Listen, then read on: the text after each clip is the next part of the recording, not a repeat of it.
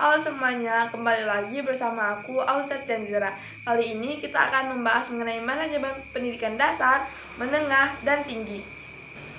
Nah, teman-teman udah pada tahu nggak nih, kalau di dalam Undang-Undang Nomor 20 Tahun 2003 tentang Sistem Pendidikan Nasional dinyatakan bahwa jenjang pendidikan dasar dan menengah adalah jenis pendidikan formal untuk peserta didik usia 7 sampai dengan 18 tahun dan merupakan persyaratan dasar bagi pendidikan yang lebih tinggi.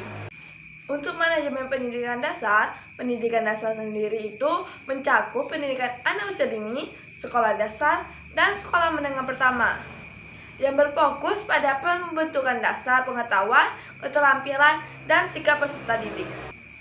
Pendidikan dasar sendiri adalah paspor bagi setiap peserta didik untuk mengembangkan dirinya di masa depan dan bekal dasar untuk dapat hidup layak dalam kehidupan bermasyarakat dimanapun di dunia ini.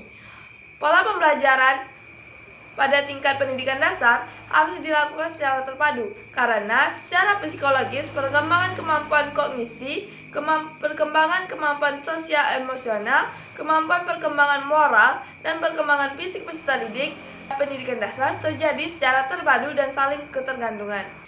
Lalu, manajemen pendidikan menengah. Pendidikan menengah sendiri mencakup sekolah menengah atas atau sekolah menengah kejurusan yang berfokus pada perdalaman pengetahuan dan keterampilan peserta didik serta membantu mereka mempersiapkan diri untuk pendidikan. Nah, pendidikan menengah sendiri merupakan awal dari pengetahuan dan pengembangan potensi dominan peserta didik yang terpotret pada jenjang pendidikan dasar. Dengan demikian, program belajar dan pembelajaran pada jenjang pendidikan menengah harus memperhatikan pengembangan potensi dominan peserta didik, sehingga program belajar pada jenjang pendidikan menengah dapat mendukung suksesnya kehidupan peserta didik, baik pengembangan individu maupun sebagai anggota masyarakat. Untuk mendukung keberhasilan pendidikan dasar dan menengah harus terpenuhi. Lalu, manajemen pendidikan tinggi. Pendidikan tinggi sendiri mencakup perguruan tinggi, institut, politeknik, dan universitas. Nah, pendidikan tinggi berfokus kepada pendidikan yang lebih mendalam pada suatu bidang studi tertentu untuk karir profesional. Nah, pendidikan tinggi juga berfokus pada penelitian, inovasi, dan pengabdian kepada masyarakat.